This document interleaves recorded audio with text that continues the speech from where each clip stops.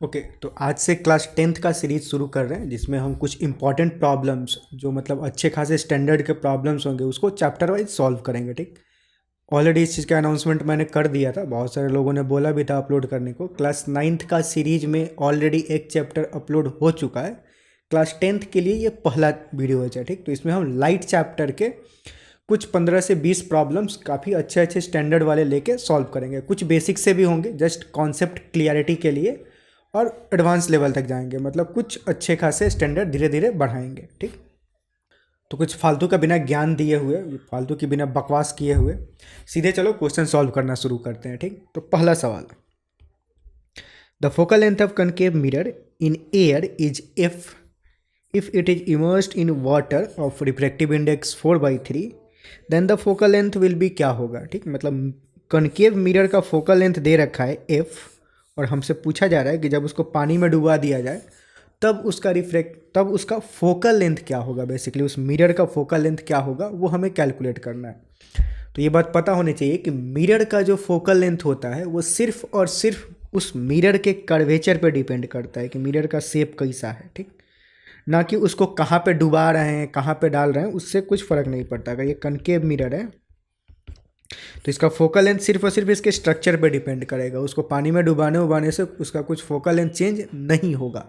Lens के case में change होता है। अगर किसी लेंस को हवा में रखें तब उसका फोकल लेंथ कुछ और होता है, और लेंस को किसी और मीडियम में डाल दें जैसे कि पानी में डुबा दें तब उसका फोकल लेंथ चेंज हो जाता है। लेकिन मिरर के केस में फोकल लेंथ जो होता है वो सेम ही रहता है। उसको हवा में रखे, पानी में रखे, दुनिया के कहीं भी लेके जाएं, जब तक मिरर का शेप एंड साइज सेम है तो मतलब फोकल लेंथ सेम ही होगा। तो जो फोकल लेंथ होगा वो एफ ही रहेगा पानी में डुबाने के बाद भी।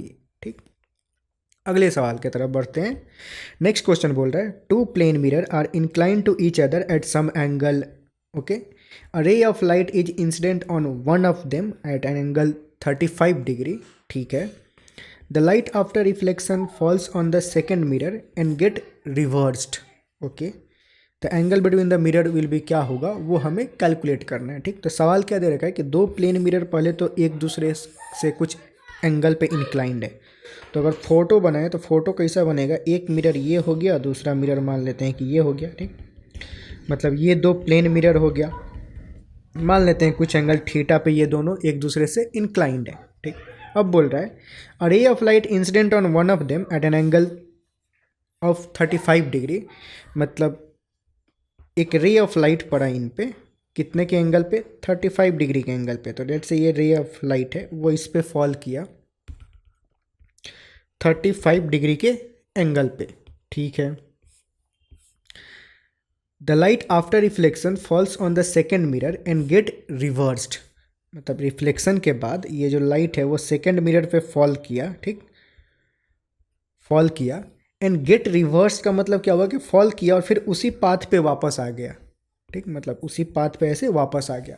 तो उसी पाथ पे अगर लाइट वापस आ गया मतलब कि वो फॉल नॉर्मली किया होगा, मतलब 90 डिग्री के एंगल पे, मतलब मिरर से 90 डिग्री के एंगल पे। ये मिरर है तो मिरर के परपेंडिकुलर फॉल करेगा जब लाइट, तभी जा करके उसी पाथ पे रिट्रेस करेगा बैक। ठीक, तो मतलब ये वापस आया मतलब कि ये पूरा परपेंडिकुलर फॉल किया है। ठीक, मतलब कि ये वाला जो एंगल है, ये वाला एंगल वो 90 डिग्री का है। ठीक, ठीक है, get reverse the angle between the mirror क्या होगा, तो एंगल बिटवीन मिरर मतलब थीटा की वैल्यू क्या होगी वो हमें कैलकुलेट करना है। तो ठीक है, अब ये वाला जो फोटो बना है इस फोटो पे अगर ध्यान दें तो ये 35 है, तो ये वाला एंगल भी कितना होगा, 35 डिग्री। अब ये वाला एंगल कितना हो जाएगा, 90 माइनस 35 डिग्री हो जाएगा। 90 डिग्री माइनस 35 डिग्री वो कितना हो जाएगा, 5 8 में से 5 गया 5, 55 डिग्री हो जाएगा। अब इस वाले ट्रायंगल पे ध्यान दें, ये वाला ट्रायंगल, तो sum of all angle of triangle कितना होता है, 180 डिग्री। ठीक, तो this angle plus this angle plus this angle कितना होगा, 180 डिग्री। तो बस वो डाल देते हैं, 90 degree plus 55 degree plus theta is equal to 180 degree. Sum of all angle of triangle is 180 degree. इसको सॉल्व करेंगे तो क्या, simple, theta is equal to what, 180 minus ये कितना हो जाएगा, 145।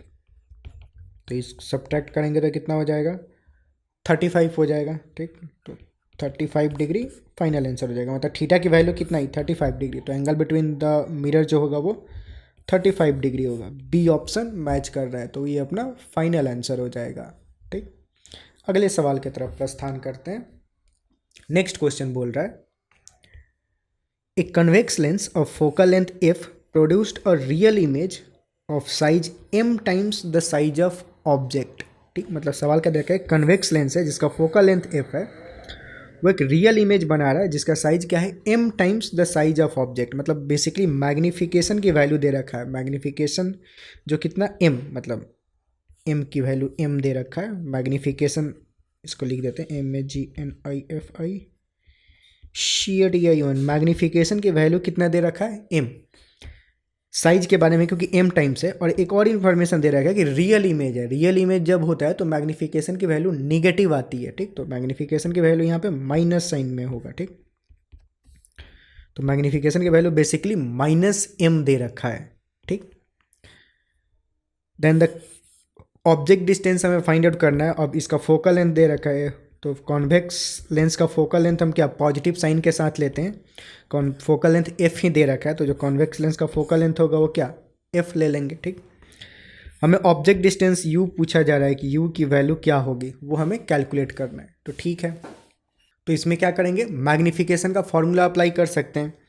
मैग्नीफिकेशन का फॉर्मूला क्या होता है -1, तो मतलब मैग्नीफिकेशन के बहुत सारे फॉर्मूले होते हैं, तो अगर सारे फॉर्मूले को मैं लिखूँ जस्ट रिवीजन के लिए, तो ये क्या हो जाएगा HI/H height of image by height of object जो स्टैंडर्ड होता है। एक V और U के टर्म में होता है V/U। ठीक, और फॉर्मूला होता है F - V/F या फिर F/F-F+U। ठीक, ये सारे फॉर्मूला होता है मैग्नीफिकेशन के केस में। लेंस का फॉर्मूला मतलब लेंस के केस में, सॉरी, मैग्नीफिकेशन का फॉर्मूला जो होता है ये सब होता है। ठीक, अब इसमें से कोई सा भी फॉर्मूला यूज कर सकते हैं। अब यहाँ पे हमें फोकल लेंथ दे रखा है, ऑब्जेक्ट डिस्टेंस पूछा जा रहा है, तो बेसिकली ये वाला मैग्नीफिकेशन का फॉर्मूला हम यूज कर सकते हैं, इसमें वो फ़ायदेमंद रहेगा। m = F/F+U। ठीक, अब यहाँ पे मैग्नीफिकेशन के वैल्यू पुट करते हैं। m की वैल्यू यहाँ पे क्या दे रखा है, मतलब मैग्नीफिकेशन कितना है -m के बराबर। साइन से कंफ्यूज नहीं होंगे। ये रहा मैग्नीफिकेशन, मैग्नीफिकेशन के वैल्यू यहाँ पे कितना है -m। ठीक, फोकल लेंथ की वैल्यू कितना है +f, तो वो जस्ट पुट करेंगे, तो मैग्नीफिकेशन हो गया -m = F/F+U। अब यहाँ से हम u की वैल्यू कैलकुलेट करेंगे कि u कितना होगा। उसके लिए क्या करें, अब पलट देते हैं दोनों को, तो ये बन जाएगा -1/m = F+U/F। ठीक, इसको लिख सकते हैं, तो ये वाला जो मसाला है इसको लिख सकते हैं F/F+U/F। ठीक, तो यहाँ से -1/m = F/F कितना हो गया, मतलब ये 1 + U/F। अब यहाँ से इसको सॉल्व करें, तो 1 को अगर हम इस साइड भेज दें तो क्या बनेगा, -1/m -1 = U/F। ये क्या बन गया, माइनस कॉमन लिए तो 1/m + 1 = U/F। तो यहाँ से ये क्या बना, -1 + m/m = U/F। f की तो u की वैल्यू क्या हो जाएगी, u = F × 1 + m/m with minus sign. तो ये जो होगा अपना बेसिकली u की वैल्यू हो जाएगी। हमसे u ही पूछा जा रहा है, तो ऑप्शन कौन सा हो जाएगा। बेसिकली अब देखें हम, u का वैल्यू यूजुअली निगेटिव आता है। ठीक, क्योंकि ऑब्जेक्ट डिस्टेंस हम हमेशा निगेटिव के लिए इसके साथ लेते हैं। अब यहाँ पे पूछ रहा है कि ऑब्जेक्ट डिस्टेंस कितना होगा, मतलब सिर्फ वो मैग्नीट्यूड की बात कर रहा है। ठीक, तो ऑप्शन भी देखोगे तो साइन के बारे में कहीं भी प्लस माइनस नहीं दे रखा है, मतलब माइनस साइन नहीं दे रखा है, क्योंकि वो साइन के बारे में बात नहीं कर रहा है, सिर्फ डिस्टेंस पूछ रहा है कि जो डिस्टेंस होगा लेंस से वो कितना होगा, वो डिस्टेंस। तो डिस्टेंस कितना हो जाएगा, F × 1 + m/m, मतलब F × 1 + m/m। फर्स्ट ऑप्शन जो होगा वो करेक्ट हो जाएगा। ठीक, तो सवाल कंप्लीट हुआ। अगले सवाल की तरफ प्रस्थान करते हैं। A beam of light in air is incident upon a smooth plane surface of a piece of flint glass making an angle 30 degree with its plane. ठीक, मतलब सवाल क्या बोल रहा है कि बीम ऑफ लाइट इंसिडेंट हो रहा है किसी स्मूथ प्लेन सरफेस पे, कोई फ्लिंट ग्लास है, तो मतलब फोटो अगर इसका बनाए तो फोटो कुछ ऐसा बनेगा कि मतलब लेट से ये कोई फ्लिंट ग्लास है, मतलब इधर। ठीक, इस पर एक बीम ऑफ लाइट और इंसिडेंट हो रहा है हवा से, लेट से मान लेते हैं ये वाला। अब इन्फॉर्मेशन क्या दे रखा है कि making an angle 30 degree with its plane, मतलब जो ग्लास का ये प्लेन है उससे ये 30 डिग्री का एंगल बना रहा है, उससे ये ऐसे 30 डिग्री का एंगल बना रहा है। ठीक है, आगे सवाल क्या बोल रहा है कि if the reflected beam and the refracted beam are perpendicular to each other. ठीक, मतलब अगला सवाल क्या कि लेट से ये रिफ्लेक्ट हुआ यहाँ से और यहाँ पे रिफ्रैक्शन भी होगा, ग्लास में भी एंटर कर सकता है कुछ लाइट। ठीक, तो ग्लास में जो लाइट एंटर किया है ऐसे, मतलब ऐसे लेट से ये ग्लास में एंटर किया, तो जो रिफ्लेक्टेड और ये जो रिफ्रैक्टेड है ये परपेंडिकुलर है, ये 90 डिग्री एंगल बना रहे हैं ऐसा कुछ। ठीक, are perpendicular to each other. What is the index of refraction of flint glass with respect to air. ठीक, मतलब हमें refractive index of glass with respect to air calculate करना है। एयर का रिफ्रैक्टिव इंडेक्स कितना होता है, यूजुअली 1 होता है। ठीक, 1 ही मान के चलेंगे। तो बेसिकली हमें refractive index of flint glass calculate करना है। रिलेटिव मतलब refractive index of flint glass with respect to air का मतलब क्या हुआ, refractive index of glass divided by refractive index of air. तो रिफ्रैक्टिव इंडेक्स ऑफ एयर जो होता है वो 1 होता है, तो बेसिकली ये रेशियो हमसे पूछा जा रहा है। तो ये मतलब कितना होगा, तो ये बेसिकली n के बराबर ही होगा, जहाँ n क्या refractive index of flint glass है। तो बेसिकली हमें वो कैलकुलेट करना है। ठीक, तो ज़रा कैलकुलेशन करते हैं। तो अब कैलकुलेशन क्या होगा, ध्यान देते हैं, मतलब यहाँ पे अब ये वाला एंगल अपने को पता है, तो ये वाला एंगल कितना हो जाएगा 60 डिग्री, क्योंकि पूरा का पूरा जो एंगल होता है ये 90 डिग्री के बराबर होता है, ये 30 है तो ये 90 माइनस 30 60 डिग्री के बराबर होगा। ये 60 तो फिर ये 60, angle of incidence is equal to angle of reflection. ये वाला एंगल ऑफ इंसिडेंस है, ये वाला एंगल ऑफ रिफ्लेक्शन है, तो वो 60, तो ये वाला एंगल भी कितना हो जाएगा 60 डिग्री हो जाएगा। ठीक, अच्छा अब ये वाला एंगल 60 डिग्री, ये जो है 90 डिग्री, तो ये वाला एंगल कितना हो जाएगा। ठीक, सम ऑफ ऑल एंगल मीन्स एक ये स्ट्रेट लाइन पे जितने भी एंगल बने सबका सम जो होता है वो क्या 180 डिग्री के बराबर होता है। ठीक, तो ये तीनों का सम ही 180 डिग्री होगा। अब ये अकेले जो है बीच वाला वो 90 डिग्री का है, तो इन दोनों का सम 90 डिग्री के बराबर होगा। तो ये अगर 60 डिग्री है तो ये वाला कितना हो जाएगा 90 माइनस 60, 30 डिग्री के बराबर हो जाएगा। तो जो ये वाला है वो कितना 90 माइनस 60 30 डिग्री के बराबर हो जाएगा। ठीक, अब हमें सारे एंगल्स पता चल चुके हैं। अब क्या करेंगे, स्नेल्स लॉ लगा देते हैं। स्नेल्स लॉ मतलब इस यहाँ पे जो रिफ्रैक्शन हुआ है उसके लिए अगर हम स्नेल्स लॉ अप्लाई करें तो स्नेल्स लॉ क्या बोलता है, n1 sine i is equal to n2 sine r।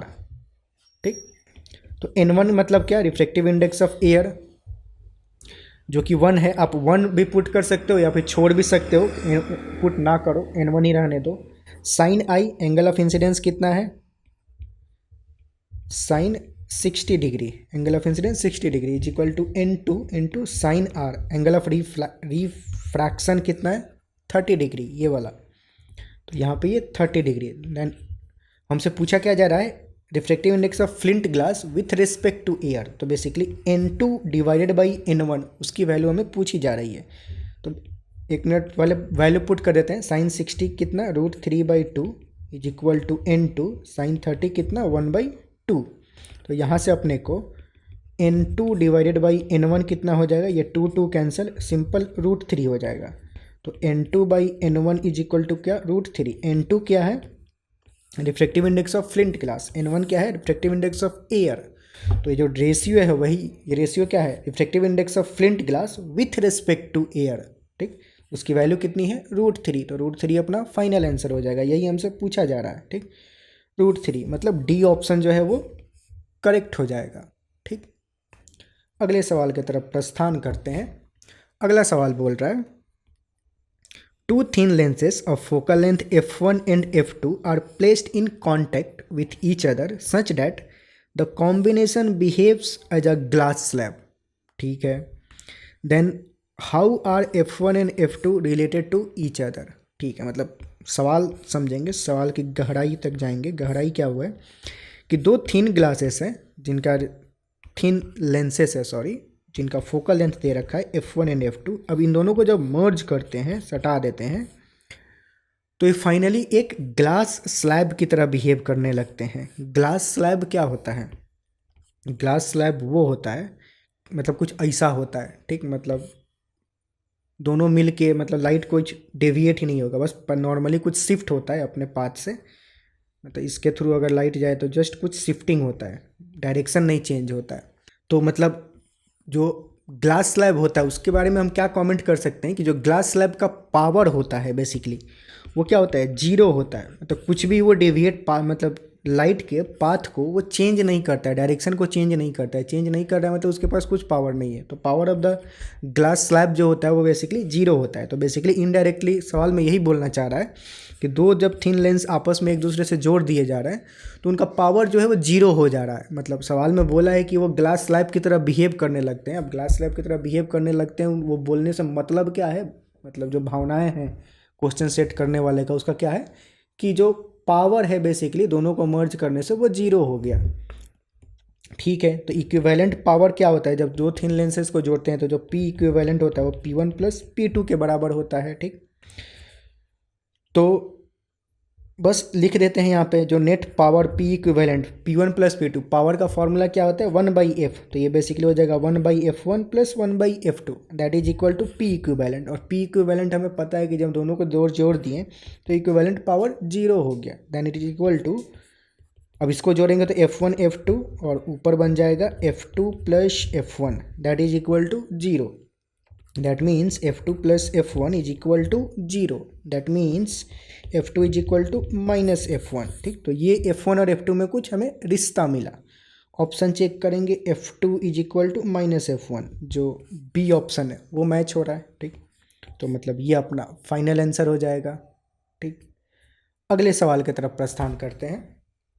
अगला सवाल बोल रहा है a convex lens forms a real image of a point object placed on its principal axis.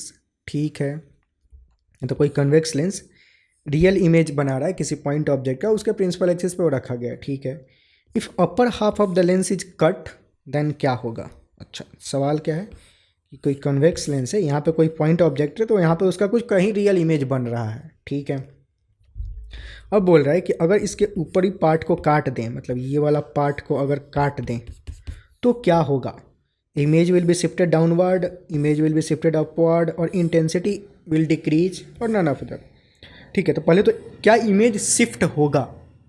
तो अगर हम इसको काट भी दें ऊपर से ऐसे, तो जो बचा हुआ पार्ट है वो भी एक तरह से कन्वेक्स लेंस ही है, और उसका जो फोकल लेंथ होगा जो बचे हुए लेंस का, वो फोकल लेंथ सेम ही होगा जो पहले था, क्योंकि फोकल लेंथ डिपेंड करता है इसके रेडियस ऑफ कर्वेचर पे। ये जो दो रेडियस ऑफ, ये दोनों कर्व पार्ट हैं, उनका रेडियस ऑफ कर्वेचर क्या है उस बात पे focal length of the lens depend करता है। तो ऊपर का पार्ट ये काट देने से इनका रेडियस ऑफ कर्वेचर जो दोनों सरफेस है वो चेंज नहीं हो रहा है, यानी कि फोकल लेंथ सेम ही रहेगा। फोकल लेंथ इसका अगर सेम ही रहेगा तो जो पोजीशन ऑफ इमेज है वो भी सेम ही रहेगा। ठीक, मतलब जो फॉर्मूला है 1/v minus 1/u is equal to 1/f, उसमें ऑब्जेक्ट डिस्टेंस तो चेंज हो नहीं रहा है, फोकल लेंथ चेंज होगा नहीं इस तरह से काटने से, तो जो इमेज का पोजीशन है भी वो भी चेंज नहीं होगा। ठीक, तो पोजीशन ऑफ इमेज कहीं भी शिफ्ट अपवर्ड डाउनवर्ड कुछ नहीं होगा, मतलब ऊपर नीचे भी नहीं खिसकेगा, वहीं का वहीं रहेगा। इंटेंसिटी डिक्रीज कर जाएगा इमेज का, क्योंकि पहले जो था ऑब्जेक्ट से, मतलब लाइट निकल के ऐसे, लाइट क्या होता है ऑब्जेक्ट से निकलता है, लेंस से जाके टकराएगा, और मतलब रिफ्लेक्शन होने के बाद यहाँ पे लाइट एक्युमुलेट होता है जहाँ भी इमेज बना हुआ है। अब ऊपर वाला पार्ट काट दिया गया तो इससे तो मतलब कोई लाइट जा नहीं रहा है, लाइट जो है सिर्फ इसी पार्ट से जा रहा है और वहाँ पे इमेज बन रहा है, तो जो इंटेंसिटी होगा इमेज का वो डिक्रीज हो जाएगा। वो बात सही है, तो जो सी पार्ट है वो सही हो जाएगा, इंटेंसिटी डिक्रीज हो जाएगा। नन ऑफ द नहीं होगा, तो जो करेक्ट ऑप्शन होगा वो सी हो जाएगा। ठीक, अच्छा, अब इसी सवाल में अगर ऐसा दिया होता कि यहाँ से अगर लेंस को ऐसे काट दिया गया और ये वाला पार्ट हटा दिया गया, अब पोजीशन ऑफ इमेज चेंज होगा या नहीं, अगर सवाल ये होता तो इस केस में पोजीशन ऑफ इमेज चेंज होगा। मतलब ये एक्स्ट्रा मैं बोल रहा हूँ, सवाल तो कंप्लीट हो गया, एक्स्ट्रा नॉलेज के लिए, कि अगर इसको ऐसे काट दिया गया होता तो अब क्या हो रहा है, focal length of the lens change हो जाएगा, क्योंकि जो दो सरफेस है, अब एक सरफेस जो है वो स्ट्रेट लाइन बन चुका है, मतलब प्लेन बन चुका है, और जो दूसरा सरफेस है वो कर्व है। तो जिस पार्ट की जो स्ट्रेट, दूसरा सरफेस जो स्ट्रेट बन गया उसका रेडियस ऑफ कर्वेचर चेंज हो गया है। किसी भी प्लेन सरफेस का रेडियस ऑफ कर्वेचर जो होता है r, वो इन्फिनिटी होता है। तो रेडियस ऑफ कर्वेचर चेंज हो गया एक सरफेस का, तो उसका फोकल लेंथ जो है वो लेंस का वो चेंज हो जाएगा। ठीक, फोकल लेंथ चेंज होगा तो फिर पोजीशन ऑफ इमेज भी चेंज होगा। ठीक, तो ऐसे काटा गया होता तब चेंज होता, लेकिन इस वाले केस में जो प्रॉब्लम दिया गया है उस केस में पोजीशन ऑफ इमेज चेंज नहीं होगा। ठीक, क्योंकि focal length of the lens change नहीं हो रहा है। ठीक, तो सवाल कंप्लीट हुआ, सी ऑप्शन जो है वो करेक्ट हो गया। अगले सवाल की तरफ प्रस्थान करते हैं। अगला सवाल बोल रहा है a ray of light passes from denser medium to rarer medium. ठीक है, if thickness of denser medium is doubled then the emerging angle will be, क्या होगा वो हमें फाइंड आउट करना है। ठीक, तो सवाल क्या बोल रहा है कि लेट्स से ये denser medium to rare medium. ठीक है, तो मतलब मान लेते हैं कि ये कोई डेंसर मीडियम है, इसमें से लाइट जा रहा है और कोई रेयर मीडियम में मतलब इमर्ज कर रहा है। ठीक, तो ऐसे रेयर मीडियम में ऐसे कहीं इमर्ज कर रहा है। तो अब हमसे पूछा जा रहा है कि thickness of denser medium is double, मतलब ये वाला जो थिकनेस है उसको अगर डबल कर दिया जाए तो इमर्जिंग एंगल, मतलब ये वाला एंगल पे कोई फ़र्क पड़ेगा क्या? तो नहीं, उससे कुछ फ़र्क नहीं पड़ेगा, क्योंकि वो डिपेंड ही नहीं करता है। मतलब ये जो एंगल है वो किस पे डिपेंड करता है? इसके रिफ्रैक्टिव इंडेक्स पे और इसके रिफ्रैक्टिव इंडेक्स पे और एंगल पे, ये दोनों एंगल पे।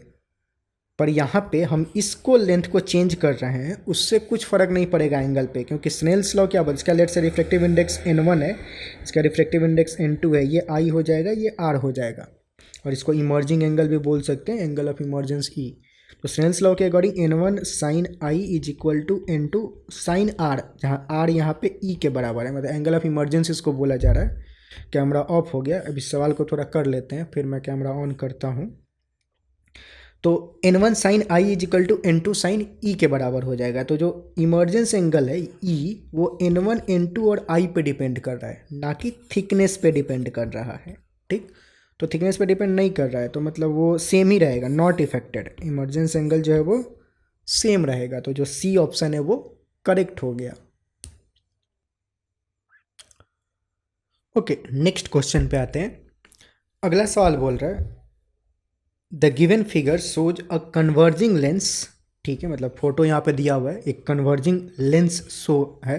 ठीक है, the focal length and centre of curvature of the lens are marked along the with 4 random point P, Q, R and S। ठीक है, which of the following set of points correctly represent the position of object and corresponding position of image. ठीक है, मतलब एक lens दे रखा है, converging lens, और P, Q, R, ये R और S, 4 कोई रैंडम पॉइंट मार्क करके रखा है। ठीक, अब हमें जो टेबल में ये पोजीशन ऑफ ऑब्जेक्ट और पोजीशन ऑफ इमेज दे रखा है वो बताना है कि मतलब कौन सा सही है, कॉरेस्पॉन्डिंग, मतलब अगर पोजीशन ऑफ ऑब्जेक्ट ये है तो क्या ये पोजीशन ऑफ इमेज है या नहीं, वो हमें फाइंड आउट करना है। ठीक, तो ठीक है, बारी बारी से देखते हैं। तो फर्स्ट बोल रहा है कि पोजीशन ऑफ ऑब्जेक्ट अगर P है, मतलब P अगर ऑब्जेक्ट पोजीशन है तो इमेज पोजीशन क्या होगा। ठीक, तो देखते हैं P कहाँ पे लाई कर रहा है, तो मतलब बेसिकली देखा जाए तो सेंटर ऑफ कर्वेचर के इधर लाई कर रहा है। ठीक, तो अगर ऑब्जेक्ट सेंटर ऑफ कर्वेचर से इन्फिनिटी, मतलब इन्फिनिटी और सेंटर ऑफ कर्वेचर के बीच में लाई करता है जब ऑब्जेक्ट, तो इमेज पोजीशन कहाँ पे होता है? इमेज पोजीशन यहाँ पे होता है। ठीक, कि इमेज जो होगा वो कहीं F2 और C2, मतलब ये फोकल लेंथ और सेंटर ऑफ कर्वेचर के बीच में कहीं लाई करता है। ठीक, तो इस बीच में ना ही पॉइंट R है और ना ही पॉइंट S है, तो जो P का इमेज है वो ना तो R है और ना ही S है। ठीक, तो अगर P ऑब्जेक्ट है तो उसका इमेज R नहीं है। ठीक, P ऑब्जेक्ट है तो उसका इमेज S नहीं है। ठीक, क्योंकि इमेज बनना था इन दोनों के बीच में। ठीक, वो बना नहीं। अच्छा, अब देते हैं Q। अगर Q पॉइंट की बात करें तो Q जो पॉइंट है वो कहाँ पर लाई कर रहा है? फोकस और ऑप्टिकल सेंटर के बीच में है। तो फोकस और जो ऑप्टिकल सेंटर के बीच में जब ऑब्जेक्ट को रखते हैं तो जो इमेज होता है वो क्या बनता है? वर्चुअल इमेज बनता है, रियल इमेज नहीं बनता है। ठीक, तो यानी कि इसके बीच में रखेंगे तो हम वर्चुअल इमेज बनेगा। वर्चुअल इमेज किधर लाई करता है, इस साइड लाई करता है, ना कि इस साइड लाई नहीं करता है virtual image. Virtual image lens के केस में सेम साइड में बनता है। तो अगर Q पोजीशन ऑफ ऑब्जेक्ट है तो पोजीशन ऑफ इमेज क्या हो सकता है, P हो सकता है, ना कि R और S, ठीक, क्योंकि R और S उस साइड है, उधर रियल इमेज बनता है दूसरे साइड। तो अगर Q ऑब्जेक्ट का पोजीशन है तो S, मतलब S ये वाला बिल्कुल नहीं, ये नहीं हो सकता है, ठीक। Q अगर है तो P, यस, अगर Q ऑब्जेक्ट पोजीशन है तो इमेज पोजीशन P हो सकता है। तो इसमें D ऑप्शन जो है वो करेक्ट हो जाएगा, ठीक। तो फाइनल आंसर मतलब बेसिकली D हो जाएगा, ठीक। अब इसमें रिवीजन के लिए अगर, ठीक है, ये तो सवाल हो गया। अगर मैं रिवीजन के लिए बताऊं कि ऑब्जेक्ट कहाँ पे रखा गया है तो इमेज कहाँ पे बनता है, अगर वो याद रखना हो तो उसको कैसे याद रख सकते हैं। जब ऑब्जेक्ट इन्फिनिटी पे होता है, मतलब ये रिवीजन के लिए क्वेश्चन कंप्लीट हो गया, जस्ट एक्स्ट्रा पार्ट। अगर ऑब्जेक्ट इन्फिनिटी पे होता है तो जो इमेज बनता है वो, मतलब इन्फिनिटी पे है तो जो इमेज बनेगा वो फोकस पे बनेगा, ठीक। सॉरी।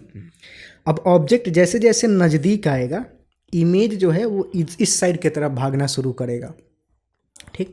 तो जब ऑब्जेक्ट सेंटर ऑफ कर्वेचर पे आ जाएगा तो जो ये इमेज है वो इस सेंटर ऑफ कर्वेचर पे पहुंच जाएगा, ठीक। तो जब ऑब्जेक्ट यहाँ पे रहता है तब इमेज यहाँ पे बनता है, ठीक। अब ऑब्जेक्ट अगर और क्लोज आए तो ऑब्जेक्ट इधर अगर क्लोज आया तो इमेज जो है इधर से इधर भागना शुरू करेगा। तो जब ऑब्जेक्ट यहाँ पे आ जाता है तो इमेज जो होता है सेंटर ऑफ कर्वेचर और इन्फिनिटी के बीच में कहीं पे बनता है, ठीक। ऑब्जेक्ट अगर और क्लोज जाए, ऑब्जेक्ट फोकस पे चला गया तो इमेज जो है वो इन्फिनिटी के तरफ चला जाता है, मतलब ऑब्जेक्ट जो है वो इन्फिनिटी पे कहीं बनता है, ठीक। अगर ऑब्जेक्ट और क्लोज गया तो ऑब्जेक्ट अगर यहाँ पे आ गया तो वो इन्फिनिटी से इमेज, मतलब इमेज अब इन्फिनिटी पे जा चुका है, मतलब फोकल लेंथ पे जब ऑब्जेक्ट था तो इमेज ऑलरेडी इन्फिनिटी पे जा चुका है। अब ऑब्जेक्ट और अगर नज़दीक जाएगा तो इमेज जो है वो इन्फिनिटी से, उस इन्फिनिटी से अपीयर होकर इस साइड आ जाएगा। तो ऑब्जेक्ट अगर यहाँ पे चला गया तो इमेज इन्फिनिटी पे चला गया था, इन्फिनिटी से हट के वो इस साइड दूसरे साइड चला आएगा। अब दूसरे साइड से अगर इमेज चला आया तो इमेज का नेचर बदल जाएगा, क्योंकि इस साइड जो इमेज बन रहा है वो वर्चुअल इमेज बनेगा। मतलब ऑब्जेक्ट और इमेज अगर दोनों सेम साइड हों तो वो वर्चुअल इन नेचर होते हैं इन केस ऑफ लेंस के केस में, ठीक। तो ये लेंस है तो यहाँ पे अगर ऑब्जेक्ट इस साइड है, अगर इसी साइड कहीं इमेज बन रहा है तो वो वर्चुअल इन नेचर होगा, तो इसलिए वो वर्चुअल बनता है। तो ये मतलब ऐसे तरीके से याद रख सकते हो, ईजी होगा। अगर नहीं समझ में आया होगा तो फिर से मतलब वीडियो पीछे करके थोड़ा देखो फिर से, तो समझ में आ जाएगा, कुछ बड़ी बात नहीं थी। तो इस तरीके से याद रहता है, मतलब याद करना ईजी होता है, ठीक। तो टेक्निक वो लगा सकते हो याद रखने के लिए, बाकी आपकी मर्जी, जैसे याद रखना है वैसे याद रखो, बट मुद्दे की बात यह है कि याद रखना है, ठीक। आगे बढ़ते हैं, अगला सवाल। You are provided with a concave lens having focal length 15 centimetre, ठीक है। If it diminish the image by 1/3, calculate the distance of image from the lens, ठीक है। कनकेव लेंस की बात कर रहा है, फोकल लेंथ दे रखा है, तो focal length of concave lens हम क्या माइनस साइन के साथ लेते हैं, तो ये बन जाएगा -15 centimetre. It is diminished the image by 1/3, अगर इमेज 1/3 से डिमिनिश्ड हो रहा है तो मैग्नीफिकेशन कितना हो जाएगा, -1/3, ठीक। मतलब मैग्नीफिकेशन कम हो जाएगा और वो निगेटिव होगा, सॉरी निगेटिव होगा कि पॉजिटिव होगा वो बात में बात करेंगे, पहले तो डिमिनिश्ड हो जाएगा 1/3 में, ठीक है। अब जो लेंस कौन सा है, कनकेव लेंस। कनकेव लेंस से जो इमेज बनता है उसका नेचर क्या होता है, वर्चुअल इन नेचर होता है। तो जब इमेज वर्चुअल होता है तो मैग्नीफिकेशन पॉजिटिव होता है, ठीक। तो मैग्नीफिकेशन हम प्लस साइन के साथ लेंगे, मैग्नीफिकेशन जो होगा वो +1/3 होगा, ना कि -1/3। अगर वही इमेज रियल बन रहा होता तब मैग्नीफिकेशन निगेटिव ले सकते हैं, लेकिन अभी मैग्नीफिकेशन हम पॉजिटिव साइन के साथ लेंगे, क्योंकि कनकेव लेंस से जो इमेज बनता है वो वर्चुअल इन नेचर होता है, ठीक, ठीक है। Calculate the distance of image from the lens, मतलब बेसिकली हमें v की वैल्यू कैलकुलेट करनी है, तो कौन सा फार्मूला यूज कर लें। अब मैग्नीफिकेशन का बहुत सारा फार्मूला होता है लेंस के केस में, मैं सारा ही फार्मूला एक बार रिवीजन के लिए लिख दे रहा हूँ। HI/HO पहले भी हमने रिवीजन किया था। Is equal to v by u is equal to f minus v by f, ये माइनस है, f minus v by f, f minus v by f, या फिर f divided by f plus u.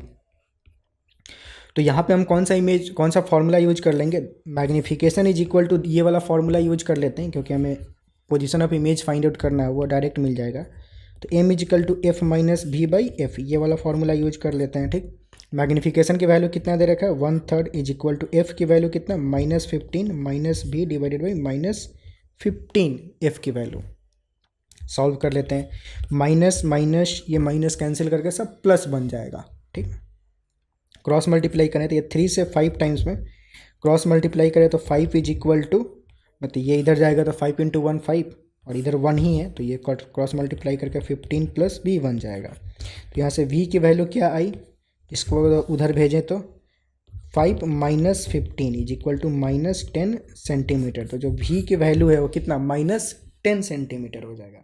तो basically हमें यहाँ पे distance of image पूछ रहा है, v की वैल्यू माइनस साइन का मतलब क्या हुआ कि माइनस मतलब ये अगर ये लेंस ऐसा है तो जो इमेज बनेगा वो इसी साइड बनेगा, जो कि बनता भी है। वर्चुअल जो इमेज होता है वो सेमी साइड बनता है, तो इमेज इस साइड बनेगा, इसलिए निगेटिव साइन आया है। बाकी जो इमेज का डिस्टेंस होगा, डिस्टेंस कितना होगा, वो 10 सेंटीमीटर होगा। हमसे पूछा क्या जा रहा है, इमेज डिस्टेंस पूछा जा रहा है, तो वो डिस्टेंस कितना होगा, 10 सेंटीमीटर। ये ध्यान देंगे, ये 10 मीटर दे रखा है, यूनिट का ध्यान देंगे। ये 10 सेंटीमीटर जो बी वाला ऑप्शन है, तो यहाँ पे बी वाला ऑप्शन करेक्ट हो जाएगा। ठीक, अगले सवाल की तरफ प्रस्थान करते हैं। अगला सवाल दे रखा है, a rod of length 5 centimetre lie along the principal axis of concave mirror of focal length 15 centimeter in such a way that the end of the rod closer to the pole is 30 centimeter away from it, okay, then the length of image will be, क्या होगा वो हमें calculate करना है। ठीक है, सवाल क्या दे रखा है, जरा सवाल समझते हैं पहले। एक रॉड जो कि 5 सेंटीमीटर है वो प्रिंसिपल एक्सिस पर लाई कर रहा है, ठीक है, किसी कनकेव मिरर का जिसका फोकल लेंथ 15 सेंटीमीटर है। फोटो बनाए इसका, तो फोटो लेट से ये कोई कनकेव मिरर है, तो इससे 15 सेंटीमीटर के डिस्टेंस पे 15 सेंटीमीटर नहीं, एक रॉड लाई कर रहा है, कितना डिस्टेंस पे, 30 सेंटीमीटर अवे फ्रॉम इट। मतलब एक जो एंड ऑफ द रॉड है, मतलब लेट से कोई रॉड अगर यहाँ पे ऐसे लाई कर रहा है, इस पे यहाँ पे ये प्रिंसिपल एक्सिस है, तो ये रॉड ऐसे लाई कर रहा है कि इसका जो एक एंड है जो पोल के नज़दीक है वो इससे 30 सेंटीमीटर के डिस्टेंस पे है। ठीक, मतलब ये वाला जो डिस्टेंस है वो कितना है, 30 सेंटीमीटर के डिस्टेंस पे है, और जो लेंथ ऑफ द रॉड है वो 5 सेंटीमीटर है, ये दे रखा है। ठीक है, तब इसके कॉरेस्पॉन्डिंग जो इस रॉड का इमेज बनेगा, वो इमेज का लेंथ क्या होगा वो हमें फाइंड आउट करना है। ठीक, अब इस तरह का डायरेक्ट तो हमने कोई मतलब फॉर्मूला ही नहीं पढ़ा है, नहीं मतलब डायरेक्ट ऐसे कुछ जानते हैं कि ऐसे रॉड का लेंथ कैसे कैलकुलेट किया जाए। ठीक, तो इसको क्या कर सकते हैं कि इसको हम 2 पार्ट में स्प्लिट कर सकते हैं। इसको मैं 2 पार्ट में ऐसे स्प्लिट करता हूँ कि लेट्स हम मान लेते हैं कि इस पॉइंट पे कोई एक ऑब्जेक्ट रखा हुआ है 1, और उसका इमेज हम पता करते हैं कि इमेज कहाँ पे बनेगा। ठीक, और दूसरा ऑब्जेक्ट रखा हुआ है यहाँ पे 2 पॉइंट ऑब्जेक्ट, और फिर उसका इमेज कहाँ पे बनेगा वो पता करते हैं। ठीक, तो हो गया क्या, लेट से ऑब्जेक्ट पॉइंट ऑब्जेक्ट या इस लोकेशन पे रखा हुआ है एक, उसका इमेज मान लेते हैं कि यहाँ पे बना। ठीक, मान लेते हैं हाइपोथेटिकल कहीं भी बने। दूसरा जो पॉइंट ऑब्जेक्ट है उसका इमेज हम मान लेते हैं कि यहाँ पे बना। तो जो लेंथ ऑफ द रॉड होगा वो फाइनली वो इन दोनों के बीच में पूरा का पूरा रॉड का इमेज बनेगा। ठीक, तो जो इमेज का मतलब रॉड का जो इमेज होगा उसका जो लेंथ होगा वो हम this distance minus this distance कर देंगे। ठीक, तो हमें ये जो लेंथ ऑफ द रॉड है वो हमें मिल जाएगा, जो कि हमें पता करना है कि रॉड का लेंथ कितना होगा। ठीक, तो हमें अगर इसका इमेज पोजीशन और इसका इमेज पोजीशन मिल गया तो दोनों को सब्ट्रैक्ट कर देंगे, तो जो लेंथ ऑफ इमेज है, लेंथ ऑफ रॉड है, मतलब रॉड का जो इमेज है उसका जो लेंथ है वो हमें मिल जाएगा। ठीक, तो बेसिकली वही टेक्निक अप्लाई करते हैं। लेट्स से हम यहाँ पे फिर एक पॉइंट ऑब्जेक्ट ले लेते हैं, उसको बोल देते हैं u1, यहाँ पे पॉइंट ऑब्जेक्ट ले लेते हैं, उसको बोल देते हैं u2, और कैलकुलेट करते हैं कॉरेस्पॉन्डिंग v1 और v2, मतलब कॉरेस्पॉन्डिंग इमेज पोजीशन इसके और कॉरेस्पॉन्डिंग इमेज पोजीशन इसके फाइंड आउट करते हैं पहले। तो लेट्स से u1 पहले लेते हैं कितना, अब u1 कितना हो जाएगा, ऑब्जेक्ट डिस्टेंस यहाँ पे 30 सेंटीमीटर है तो ये हो जाएगा -30 सेंटीमीटर। ऑब्जेक्ट डिस्टेंस नेगेटिव में लेते हैं, ये मिरर कौन सा है, कनकेव है तो इसका फोकल लेंथ माइनस में लेंगे। फोकल लेंथ कितना दे रहा है, 15 सेंटीमीटर यहाँ पे दे रखा है तो f की वैल्यू -15 होगा क्योंकि ये कनकेव मिरर है। ठीक, हमें कॉरेस्पॉन्डिंग v1 की वैल्यू क्या होगी वो फाइंड आउट करना है। ठीक, तो कैलकुलेशन करना शुरू करते हैं। फॉर्मूला क्या, 1/v1 + 1/u1 = 1/f। तो यहाँ से 1/v1 की वैल्यू क्या हो जाएगी, 1/f - 1/u1। वैल्यू पुट करेंगे, f की वैल्यू कितना -15 - 1/u1, u1 की वैल्यू कितना -30, तो -30 यहाँ पे रख देंगे। ये क्या बना -1/50, अरे माइनस माइनस प्लस हो जाएगा 1/30। तो यहाँ से मतलब बेसिकली ये यहाँ से कैलकुलेट करो, 1/v1 की वैल्यू क्या हो जाएगी, नीचे 30 -2 + 1 तो -1/30 हो जाएगा ये। तो जो 1/v1 है वो कितना -1/30 हो गया। तो जो v1 की वैल्यू होगी दोनों को पलट देंगे तो v1 की वैल्यू क्या हो जाएगी -30 सेंटीमीटर। तो ये अपना बन जाएगा v1। ठीक है, अब v2 कैलकुलेट करते हैं। ठीक, तो v2 के लिए क्या सेम, पहले u2 कितना हो जाएगा, मतलब 2 यहाँ पे है तो ऑब्जेक्ट डिस्टेंस ये कितना हो जाएगा 30 + 5 35। तो जो ut की वैल्यू होगी वो कितना -35 सेंटीमीटर हो जाएगा। f की वैल्यू वही रहेगी -15 सेंटीमीटर। तो हमें कॉरेस्पॉन्डिंग v2 कैलकुलेट करना है, फॉर्मूला अप्लाई कर देते हैं, 1/v2 + 1/u2 = 1/f। तो यहाँ से अपने को 1/v2 क्या हो जाएगा 1/f - 1/u2। ठीक है, फॉर्म वैल्यू पुट करते हैं, f की वैल्यू कितना -15 - 1/u2 यानी कि -35 ये रहा। अब ये वाला माइनस और ये वाला माइनस मिलके प्लस बन जाएगा तो ये बन जाएगा -1/15 + 1/35। तो जो 1/v2 है, बेसिकली जो 1/v2 है वो क्या हो जाएगा, ये हो जाएगा। तो उसको वैल्यू पुट करें यहाँ पे तो 15 और 35, तो 15 और 35 का एलसीएम क्या हो जाएगा, डायरेक्ट मल्टीप्लाई कर देते हैं, ज़्यादा सोचना नहीं है। ये हो गया मान लेते हैं। तो यहाँ पे आ जाएगा 35 और इधर जाएगा 15, मतलब ये सॉल्व कैसे करते हैं, ऐसे सॉरी इसको ऐसे लेते हैं, मतलब दोनों को मल्टीप्लाई कर दिए तो 35 यहाँ पे चला जाएगा, 15 यहाँ पे चला जाएगा, तो 35 यहाँ पे आ जाएगा माइनस साइन के साथ। तो बन जाएगा -35 + 15, ये कितना बन जाएगा -20 / 15 × 35। काट कूट करें अगर तो 5 से 4 टाइम्स में, 5 से 3 टाइम्स में। अब काट कूट कुछ ज़्यादा होगा नहीं तो v2 = क्या हो जाएगा, पलट देंगे इसको, पलटेंगे तो 3 × 35 मतलब माइनस साइन के साथ 3 × 35 / 4 हो जाएगा। मल्टीप्लाई करें तो क्या 3 5 जब 15, 1 3 3 जब 9 10 / 4, इसको अगर डिवाइड करें तो क्या हो जाएगा -105 105 मतलब 4 2 जा 8 2 25 6 24 1 बचा, 1 को 4 से करेंगे तो 25 सेंटीमीटर। ये मतलब कुछ ऐसा बन जाएगा इमेज पोजीशन।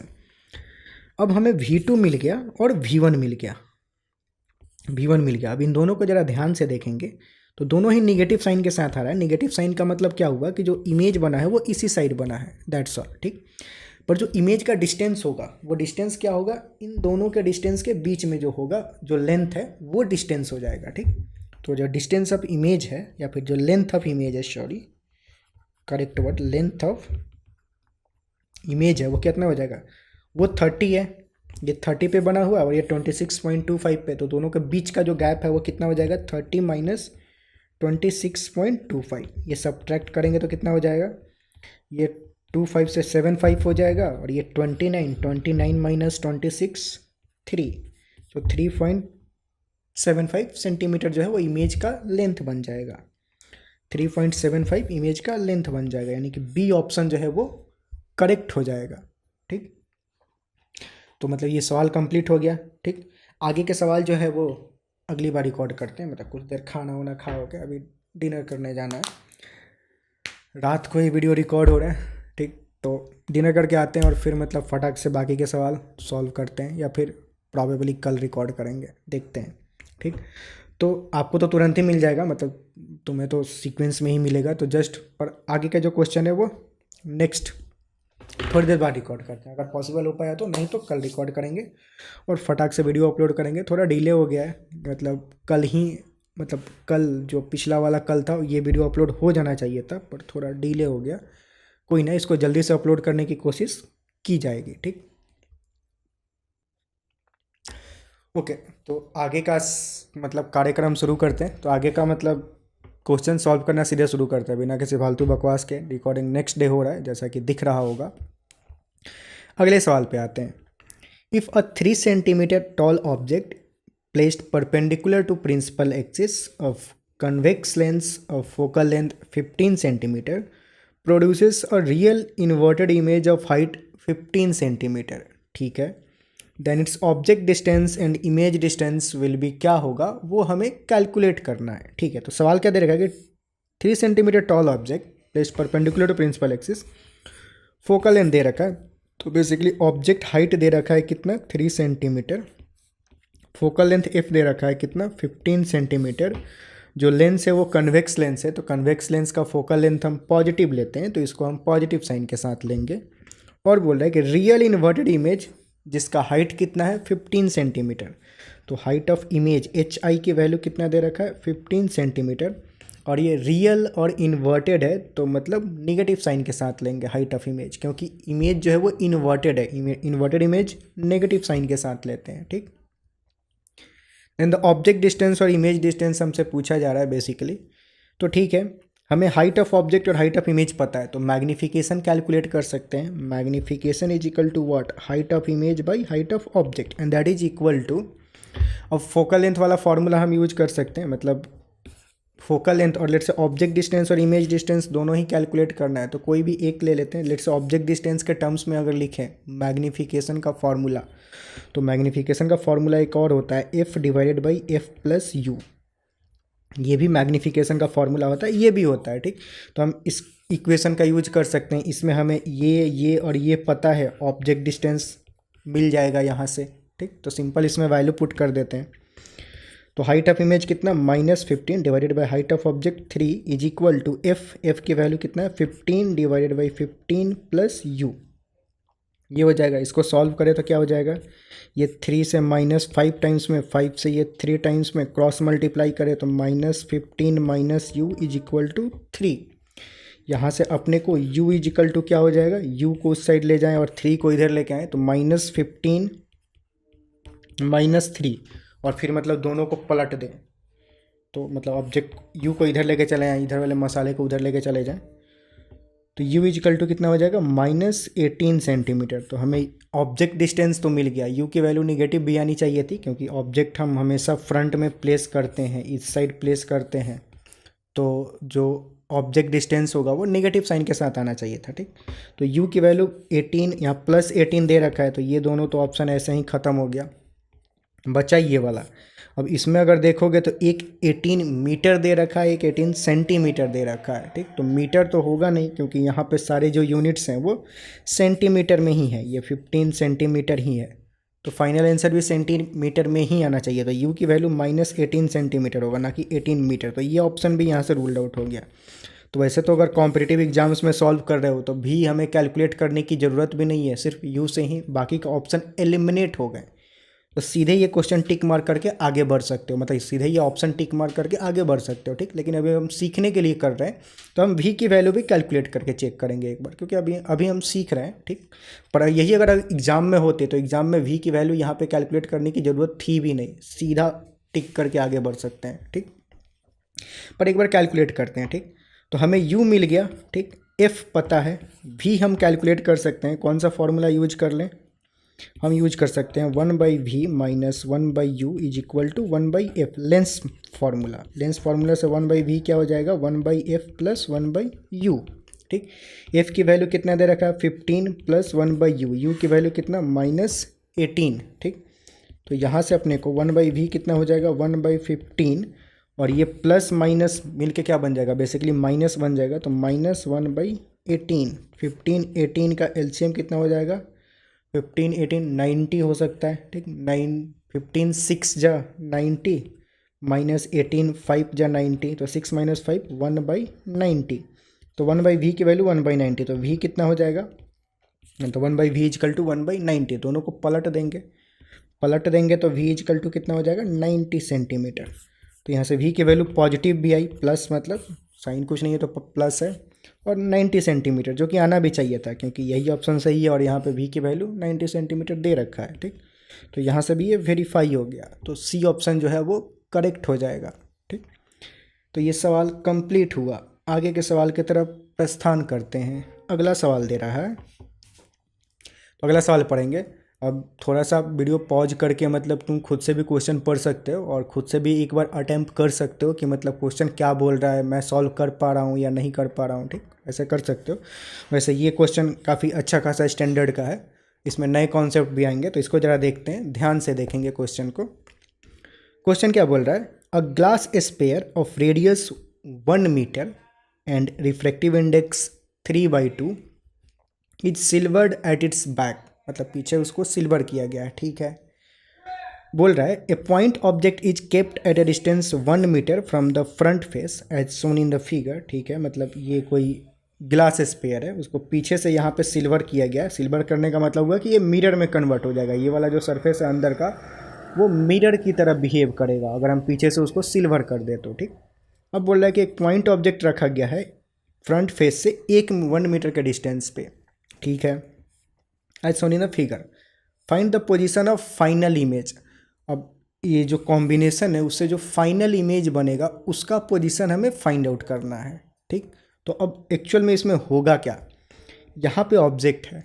ठीक, तो ऑब्जेक्ट है यहाँ पे, अब इसमें क्या क्या होगा, ऑब्जेक्ट से रे ऑफ लाइट निकलेगा, वो रे ऑफ लाइट यहाँ पे एक बार रिफ्रैक्शन होगा जब वो इस मतलब ये पूरा का पूरा ग्लास है, ग्लास स्फीयर है। ठीक, तो जब रे ऑफ लाइट इस ऑब्जेक्ट से निकल के यहाँ पे जाएगा तो यहाँ पे एक बार रिफ्रैक्शन होगा, तो फाइनल इमेज कहीं पे बनेगा, जहाँ पे भी बने, वो इधर भी हो सकता है या फिर इधर भी बन सकता है, जिधर बने।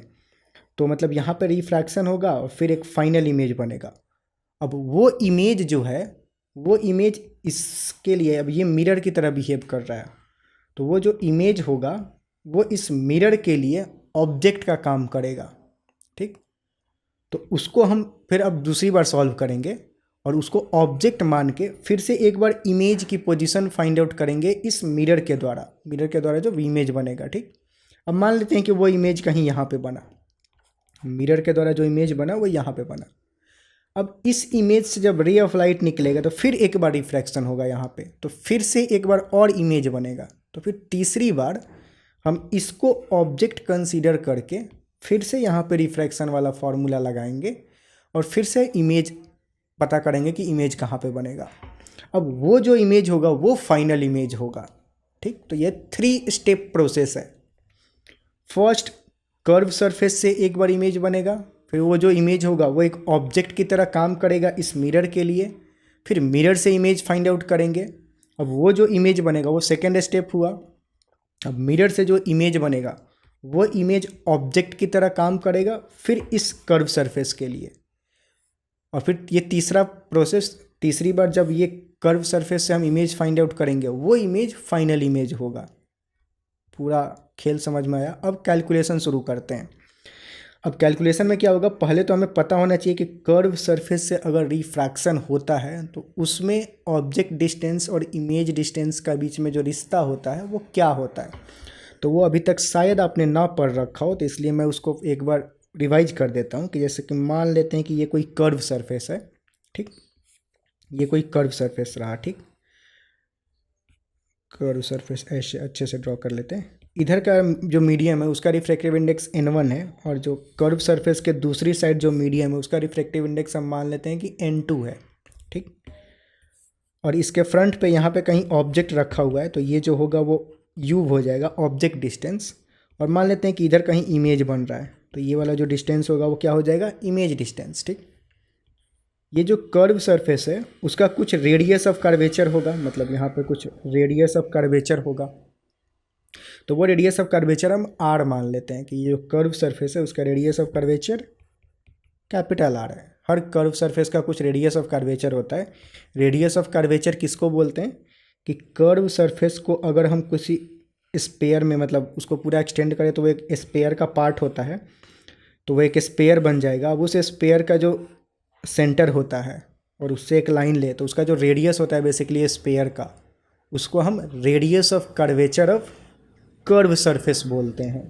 ठीक, तो इस कर्व सरफेस का भी कुछ रेडियस ऑफ कर्वेचर होगा, उसको हम कैपिटल आर मान लेते हैं। ठीक, तो अब इनके बीच में जो रिश्ता होता है वो कुछ ऐसा होता है कि n2/v मतलब सेकेंड मीडियम का refractive index divided by image distance n2/v minus n1/u n1 by object distance is equal to n2 minus n1 divided by r. ठीक, n2 minus n1 divided by are मतलब दूसरे वाला मतलब object, जिसमें object है उस medium को first medium लेते हैं, और जिसमें इमेज बन रहा है मतलब फाइनल दूसरा जो मीडियम है उसको हम सेकेंड मीडियम लेते हैं। ठीक, तो फॉर्मूला कुछ ऐसा होता है n2/v minus n1/u is equal to n2 minus n1/r। ये फॉर्मूला होता है ऑब्जेक्ट डिस्टेंस और इमेज डिस्टेंस के बीच में कर्व सरफेस पे जब रिफ्रैक्शन होता है। ठीक, तो वही फॉर्मूला हम यहाँ पे लगाएंगे। अब यहाँ पे देखा जाए तो ऑब्जेक्ट जो है वो यहाँ पे सिचुएटेड है, और इस ऑब्जेक्ट से रे ऑफ लाइट यहाँ पे कर्व सरफेस से रिफ्रैक्शन होगा, इमेज कहीं बनेगा। ठीक, तो यहाँ पे फिर वही फॉर्मूला लगा देंगे। अब ये जो कर्व सरफेस है उसका जो रेडियस ऑफ कर्वेचर है वो कितना है, वो 1 मीटर है, यहाँ पे दे रखा है। ये जो स्पेयर है उसका रेडियस कितना है, 1 मीटर। तो इस कर्व सरफेस का जो रेडियस ऑफ कर्वेचर होगा r, उसकी वैल्यू क्या होगी, 1 मीटर। ठीक, ठीक है। अब इसको ज़रा खोपचे में ले लेते हैं थोड़ा, मैं इसको थोड़ा नीचे कर रहा हूँ कि मतलब सॉल्व यहीं पे करेंगे, तो इसको मैं जस्ट अभी खोपचे में इधर डाल रहा हूँ, यहाँ पे डाल देते हैं, कोई बात नहीं। ठीक, फॉर्मूला अपने को याद है n2/v minus n1/u is equal to n2 minus n1/r। ठीक, ठीक है। अब ज़रा सॉल्व करते हैं। तो अब यहाँ पे दें तो इस केस में ऑब्जेक्ट डिस्टेंस कितना है, ये रहा 1 मीटर। ठीक, इमेज डिस्टेंस हमें फाइंड आउट करना है, रेडियस ऑफ कर्वेचर कितना है, 1 मीटर। अब इसमें देखें तो रेडियस ऑफ कर्वेचर इधर लाई करेगा, तो इस ऑब्जेक्ट के लिए जो रेडियस ऑफ कर्वेचर होगा वो हम पॉजिटिव साइन के साथ लेंगे, +1 मीटर, क्योंकि रेडियस ऑफ कर्वेचर इस साइड लाई कर रहा है, ये पॉजिटिव डायरेक्शन है। इधर कुछ भी होता है तो वो नेगेटिव लेंगे। ठीक, जब ऑब्जेक्ट के साइड में अगर कोई हो तो वो नेगेटिव, ऑब्जेक्ट के दूसरे साइड में हो तो वो पॉजिटिव साइन के साथ लेते हैं। ठीक, तो यहाँ पे हो जाएगा n2/v। अब यहाँ पे n2 क्या हुआ, ये वाला मीडियम, और n1 क्या हुआ, ये वाला मीडियम। अब ये n1 जो है वो तो एयर है, इसका रिफ्रैक्टिव इंडेक्स 1 है, और ये ग्लास है। अब ग्लास का रिफ्रैक्टिव इंडेक्स यहाँ पे दे रखा है कितना, 3/2, तो ये 3/2 हो जाएगा। तो n2/v मतलब दिस 3/2 n2/v, v को हम v1 बोल देते हैं, फर्स्ट इमेज जो होगा। ठीक, माइनस n1/u, n1 ये रहा और u कितना रहा, -1। ठीक, n1/u, u की वैल्यू कितना, -1। ऑब्जेक्ट डिस्टेंस यहाँ पे 1 है और माइनस साइन के साथ लेंगे। ठीक, is equal to n2 minus n1 मतलब 3/2 n2 minus n1 divided by r। r मतलब क्या, रेडियस ऑफ कर्वेचर, ये पॉजिटिव साइन के साथ लेंगे 1। ठीक, ये हो गया। अब इसको सॉल्व करें तो क्या बन जाएगा, 3/2 v1 माइनस माइनस ये प्लस हो जाएगा, +1 इज इक्वल टू 3/2 माइनस 1 कितना हो जाएगा, 1/2। 1/2 डिवाइडेड बाई 1 क्या, सिंपल 1/2 ही रहेगा। तो इसको अगर हम सॉल्व करें, इधर सॉल्व कर लेते हैं, तो 3/2 v1 इज इक्वल टू 1/2, और इस प्लस को इधर ले जाएंगे तो -1 हो जाएगा, तो ये बन जाएगा -1/2। तो ये कितना बना, 3/2 v1 इज इक्वल टू -1/2, 2 से 2 कैंसल। तो यहाँ से अपने को v1 की वैल्यू कितना आया, क्रॉस मल्टीप्लाई अगर करें तो v1 और माइनस को इधर भेज सकते हैं, तो v1 की वैल्यू कितना आया, -3 मीटर। तो ये अपना हो गया v1। -3 का मतलब क्या है, निगेटिव आया है इमेज डिस्टेंस। निगेटिव का मतलब क्या हुआ कि वो इसी साइड इमेज बन रहा है, और -3 आया है मतलब इस डिस्टेंस से माइनस, मतलब माइनस का मतलब हुआ इस ये डायरेक्शन, और डिस्टेंस कितना हुआ, 3 मीटर का। ठीक, तो जो इमेज बन रहा है बेसिकली यहाँ से 3 मीटर के डिस्टेंस पे यहाँ पे कहीं इमेज बन रहा है, यहाँ पे ये रहा इमेज डिस्टेंस 3 मीटर पे। ठीक, तो अब ये रहा फर्स्ट इमेज अपना, इसको I1 बोल देते हैं। ठीक, अब ये जो इमेज है, अब दूसरी बार जो रिफ्रैक्शन होगा वो कहाँ, मतलब दूसरा प्रोसेस क्या था, दूसरा प्रोसेस ये था कि ये मिरर के बाद द्वारा जो इमेज बनेगा वो कहाँ बनेगा। मतलब फर्स्ट स्टेप हो गया, मतलब बेसिकली हो गया क्या, इसमें लाइट जा रहा है ऐसे, अब लाइट ऐसे बेंड ना होके वो एक्चुअल में लाइट ऐसे चला जा रहा है, ठीक। मतलब कहीं ऐसे जा करके, मतलब इधर नीचे जाता तो यहाँ इधर कहीं इमेज बनता, पर नीचे नहीं जा रहा है, एक्चुअल में ऐसे जाएगा कहीं ऐसे चला जा रहा है। तो उससे जो इमेज बन रहा है वर्चुअल इमेज बन रहा है, और यहाँ पे इमेज बन रहा है एक्चुअल में, जब पीछे की तरफ उसको एक्सटेंड करेंगे तो, ठीक। अब ये जो इमेज होगा, जो रे ऑफ लाइट इधर गया है, वो उस तो ये मतलब ये जो इमेज होगा इस मिरर के लिए ऑब्जेक्ट का काम करेगा, ठीक। अब हम इस इमेज को ऑब्जेक्ट कंसीडर करके इस मिरर के लिए फिर से इमेज पोजीशन फाइंड आउट करेंगे। वो I2 इमेज होगा, दूसरा इमेज होगा जो इस मिरर के द्वारा बनेगा, ठीक। तो उसको फाइंड आउट करने के लिए कोशिश करते हैं। उसके लिए क्या हो जाएगा, तो इस मिरर के लिए जो ऑब्जेक्ट डिस्टेंस है वो कितना हो जाएगा, ये 3, ये 1 और प्लस ये 1, तो 3 + 2 5 मीटर हो जाएगा ऑब्जेक्ट डिस्टेंस इस मिरर के लिए, ठीक। तो जो दूसरा केस है स्टेप 2 में, ऑब्जेक्ट डिस्टेंस उसको U2 बोल देते हैं, वो कितना है -5 सेंटीमीटर, सेंटीमीटर नहीं बेसिकली मीटर है, सब कुछ मीटर में डील कर रहे हैं अभी हम, ये सेंटीमीटर नहीं होगा सॉरी, ये मीटर होगा, यहाँ पे ये मीटर, क्योंकि सब कुछ मीटर में चल रहा है। तो ऑब्जेक्ट डिस्टेंस 5 मीटर, इस मिरर का फोकल लेंथ कितना हो जाएगा, focal length radius of curvature by 2 होता है, रेडियस ऑफ कर्वेचर 1 है, तो फोकल लेंथ क्या हो जाएगा 1/2। और ये मिरर कौन सा है, कनकेव मिरर है, कनकेव मिरर का फोकल लेंथ क्या होता है माइनस साइन के साथ लेते हैं, तो इस केस में जो फोकल लेंथ होगा वो -1/2 मीटर हो जाएगा, ठीक। तो अब इस मिरर के द्वारा जो इमेज बनेगा उसको हम बोल देते हैं V2। वो फाइंड आउट करने की कोशिश करते हैं कि V2 मतलब जो इमेज डिस्टेंस होगा वो क्या होगा। तो उसके लिए क्या, मिरर फार्मूला अप्लाई कर लेंगे। मिरर फार्मूला क्या, 1/V2 + 1/U2 = 1/F। अब इसको सॉल्व करें यहाँ पे, तो 1/V2 क्या हो जाएगा 1/F - 1/U2, ठीक है।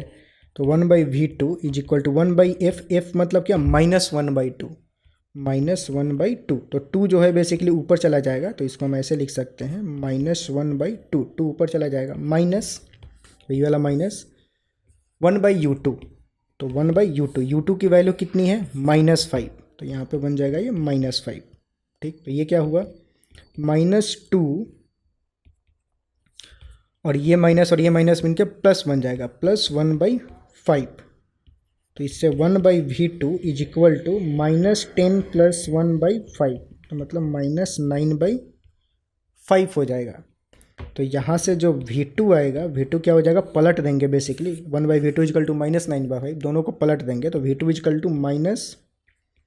-5/9 मीटर हो जाएगा। तो ये जो V2 है वो क्या, इमेज डिस्टेंस है।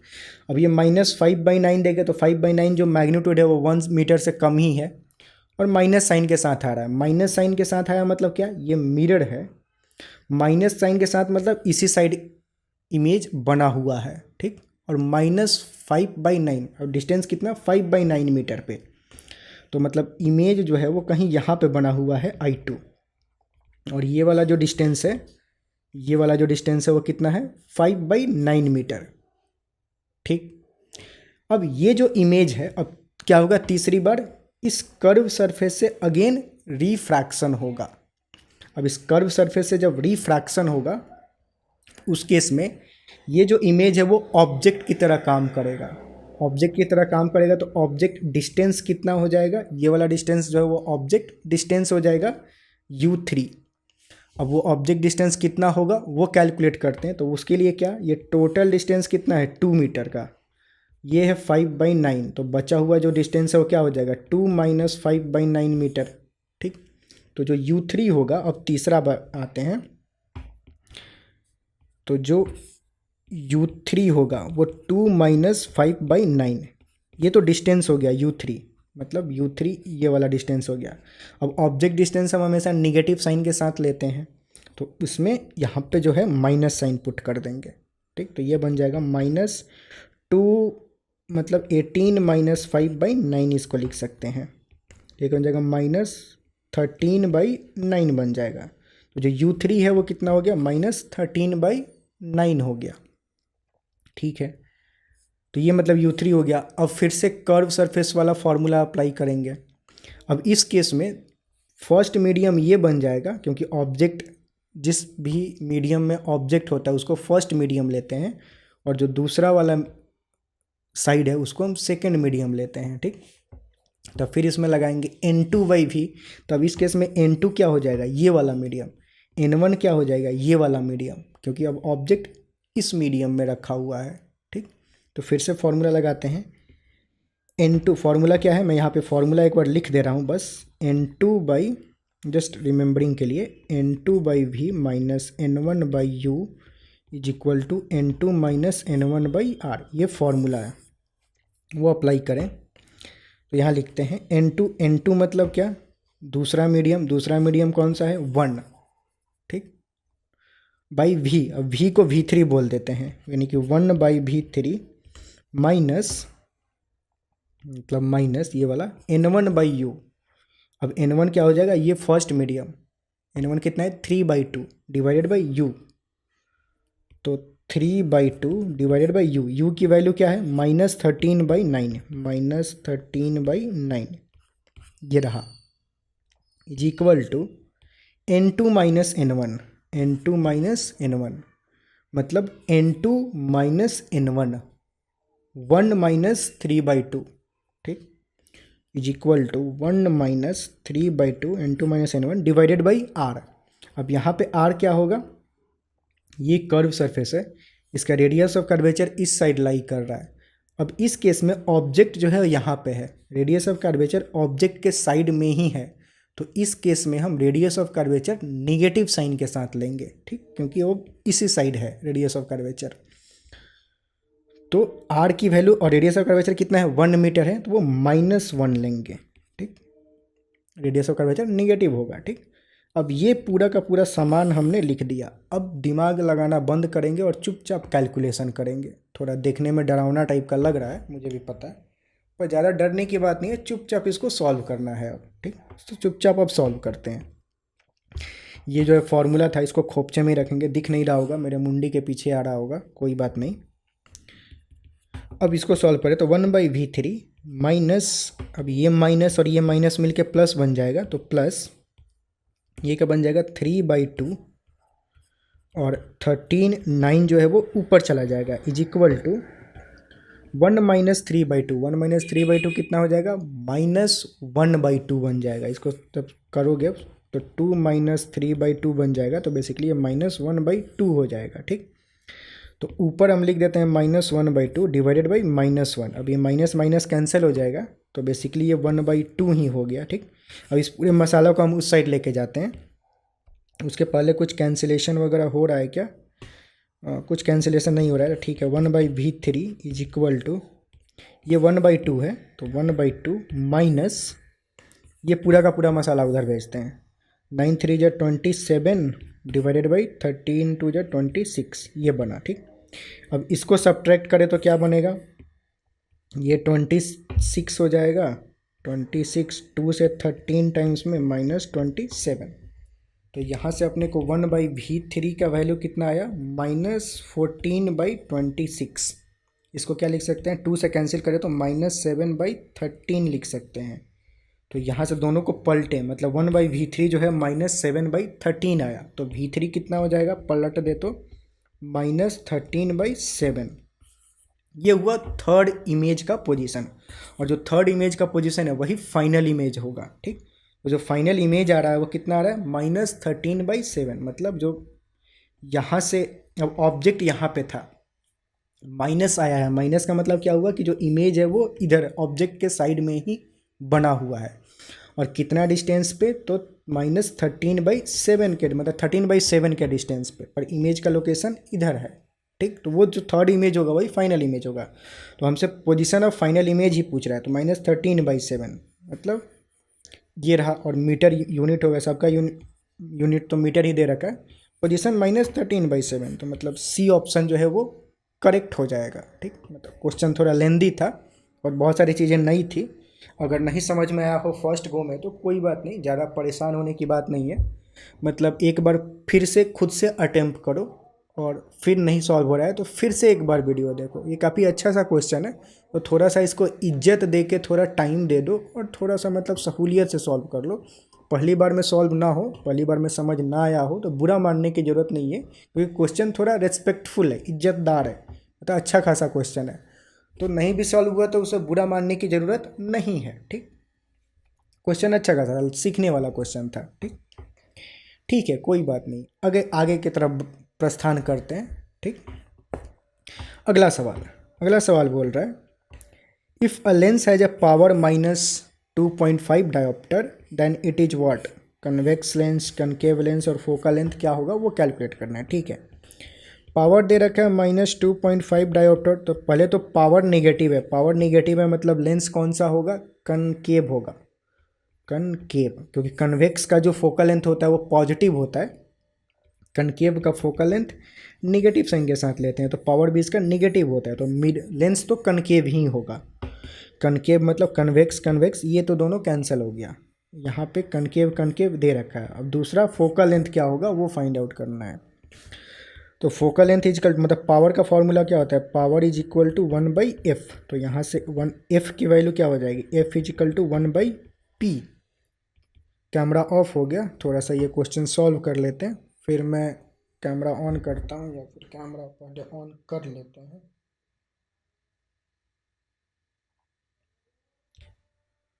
Okay, back.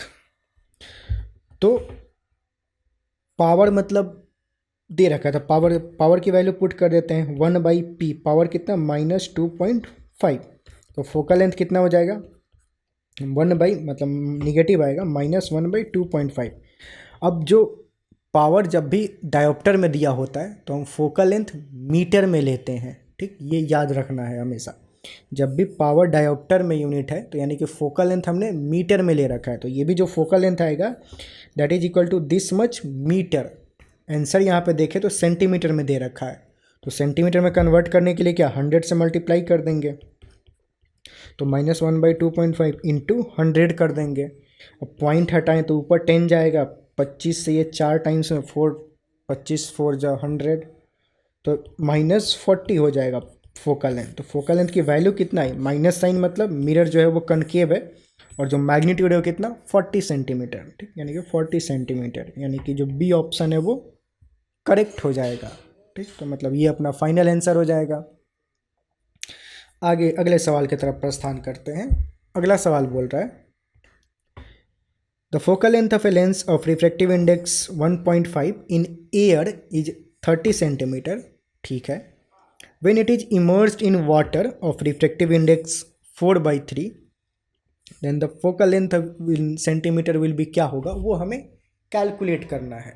ठीक है, तो फोकल लेंथ दे रखा है, मतलब बेसिकली अब इसमें कौन सा फॉर्मूला यूज करेंगे, एक फॉर्मूला होता है लेंस मेकर्स फार्मूला। ठीक, लेंस मेकर्स फार्मूला क्या होता है, जो फॉर्मूला यूज होगा पहले वो देखते हैं। लेंस मेकर्स फार्मूला क्या होता है, लेट से ये कोई लेंस है, तो कोई भी लेंस जो होता है वो दो कर्व सरफेस से मिलके बना होता है। तो लेट से इस कर्व सरफेस का refractive index radius of curvature R1 है, इस कर्व सरफेस का रेडियस ऑफ कर्वेचर R2 है। ठीक, ये जो लेंस है वो किसी मटेरियल से मिल के बना होगा, उस मटेरियल का रिफ्रैक्टिव इंडेक्स बोल देते हैं N2 है, और और जो लेंस के सराउंडिंग मीडियम होगा, सराउंडिंग जो भी मीडियम होगा उसका भी कुछ रिफ्रैक्टिव इंडेक्स होगा, उसका रिफ्रैक्टिव इंडेक्स हम N1 बोल देते हैं, जो सराउंडिंग मीडियम है।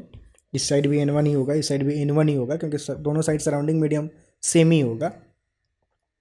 तो इस केस में जो focal length of the lens होता है उसका जो फॉर्मूला होता है, इसको बोलते हैं lens makers formula, lens makers formula. ये बोलता है 1/f, जो focal length of the lens होगा that is equal to N2 divided by N1, N2 जहाँ refractive index of lens divided by refractive index of the medium, -1 into 1/R1 -1/R2, ये formula होता है। इस फॉर्मूले को बोलते हैं लेंस मेकर्स फॉर्मूला। ठीक, अब यही वाला फॉर्मूला हम इसमें यूज करेंगे। ठीक, तो जब ये लेंस एयर में रखा हुआ था तब तो इसका फोकल लेंथ कितना था 30 सेंटीमीटर, और ये जो लेंस है उसका जो मटेरियल है उसका रिफ्रैक्टिव इंडेक्स दे रखा है 1.5, मतलब N2 की वैल्यू दे रखा है 1.5। तो अब सॉल्व करते हैं। जब वो एयर में था उस टाइम पे N2 की वैल्यू क्या था 1.5, और N1 मीडियम की रिफ्रैक्टिव इंडेक्स कितना था 1। एयर का रिफ्रैक्टिव इंडेक्स 1 होता है, ठीक। और उस केस में फोकल लेंथ कितना है 30 सेंटीमीटर, ठीक है। तो बस ये फॉर्मूला अप्लाई कर देते हैं। 1/f मतलब 1/30 इज इक्वल टू N2 मतलब 1.5 divided by N1 minus 1 into 1/R1 minus 1/R2। अब R1 R2 की वैल्यू में पता नहीं है तो इसको ऐसे ही छोड़ देते हैं, ठीक। इसको हम इक्वेशन 1 बोल देते हैं, इसको ऐसे ही खोपचे में रखते हैं, ठीक। अब दूसरा इक्वेशन लिखते हैं। दूसरा इक्वेशन क्या होगा, जब उस लेंस को वाटर में इमर्स कर दिया जाता है जिसका रिफ्रैक्टिव इंडेक्स 4/3 है, मतलब वाटर का रिफ्रैक्टिव इंडेक्स 4/3 है, उस केस में फोकल लेंथ क्या होगा वो हमें कैलकुलेट करना है। तो दूसरा वाला सिनेरियो क्या लेते हैं, जब वो वाटर में गया, तो वाटर में जब गया उस केस में N2 का मटेरियल का तो रिफ्रैक्टिव इंडेक्स सेम ही होगा, लेंस का मटेरियल सेम ही रहेगा, लेकिन उस केस में N1 का चेंज हो जाएगा। N1 की वैल्यू अब हो गई 4/3, वाटर आ गया अब मीडियम, ठीक। अब फोकल लेंथ क्या होगा वो हमें कैलकुलेट करना है। तो उसको फोकल लेंथ को हम मान लेते हैं एफ डैश की वैल्यू कैलकुलेट करनी है। फॉर्मूला अप्लाई करेंगे तो 1/f डैश मतलब 1 by focal length is equal to N2 मतलब 1.5 डिवाइडेड बाई N1 मतलब 4/3 minus 1 into 1/R1 minus 1/R2, ठीक। अब यहाँ पे इस केस के लिए हमें 1/R1 माइनस 1/R2 का वैल्यू चाहिए, तो उसका वैल्यू हम यहाँ से कैलकुलेट कर सकते हैं इस वाले इक्वेशन से। तो इस वाले इक्वेशन से 1/R1 माइनस 1/R2 का वैल्यू कैलकुलेट करें तो कितना हो जाएगा, ये कितना हो जाएगा 1.5। अब इसको सॉल्व करते हैं ज़रा, ठीक। तो हम इसको ऐसे लिख सकते हैं, इस इक्वेशन को मैं लिखता हूँ यहाँ पे 1/30 इज इक्वल टू मतलब 1/30 इज इक्वल टू, ये 1.5 को क्या 3/2 लिख सकते हैं, मतलब पॉइंट हटाएंगे तो नीचे 10 आ जाएगा। 5 से 3 टाइम्स में, 5 से ये 2 टाइम्स में, तो 3/2 माइनस 1, तो इसको लिख सकते हैं 3/2 minus 1 into 1/R1 minus 1/R2। तो यहाँ से ये क्या बन जाएगा 1/30 इज इक्वल टू 3/2 माइनस 1 कितना हो जाएगा 1/2, और 1/R1 माइनस 1/R2, ये 2 से कितना 15 टाइम्स में कैंसिल हो जाएगा। तो यहाँ से 1/R1 माइनस 1/R2 का वैल्यू क्या आया, तो इसको अगर लिखें तो 1/15, तो 1/15 is equal to 1/R1 minus 1/R2, ये कुछ आ रहा है, ठीक। अब इसकी वैल्यू 1/R1 माइनस 1/R2 की यहाँ पे डाल दें तो क्या हो जाएगा, तो ये बन जाएगा 1/f dash is equal to, यहाँ पे 15 को अगेन हम मतलब 1.5 को अगेन 15/10 लिख देंगे, और 4 और 3 ऊपर चला जाएगा माइनस 1 इंटू, इसके बदले में हम यहाँ से 1/15 लिख सकते हैं, तो इसको 1/15 ऐसे लिख देंगे, ठीक। अब इसको सॉल्व करते हैं चुपचाप। अब इसको सॉल्व करेंगे 1/f डैश इजिकल टू 15 से कैंसिल वैंसिल कुछ होगा, 5 से 3 टाइम्स में, 5 से ये 2 टाइम्स में, तो 9/8 बन गया बेसिकली।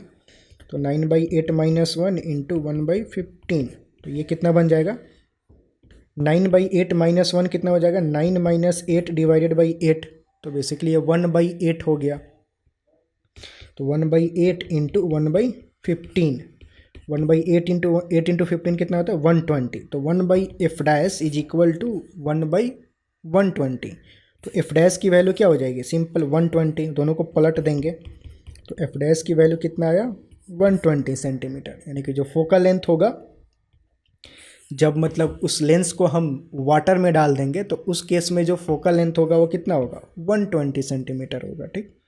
तो मतलब फाइनल फोकल लेंथ पूछ रहा है इन सेंटीमीटर, तो वो 120 सेंटीमीटर, मतलब ये जो होगा वो फाइनल आंसर हो जाएगा, ठीक 120 सेंटीमीटर, ठीक। तो सवाल कंप्लीट हुआ। ये भी थोड़ा अच्छा खासा था, इसमें नया फार्मूला जो था वो ये यूज होगा, तो फार्मूला ही याद कर लेंगे, काफ़ी इंपॉर्टेंट फार्मूला है, ठीक। उसको लेंस मेकर्स फार्मूला बोलते हैं बेसिकली, ठीक। ठीक है, अगला सवाल देखते हैं। अगला क्वेश्चन दे रखा है, मतलब हर क्वेश्चन में कुछ नया नया चीज़ें सीखने को मिल रही है। इस वाले क्वेश्चन में भी जो अभी क्वेश्चन में लिया है इसमें भी नई चीज़ें सीखने को मिलेगी। थोड़ा पानी पी लेते हैं।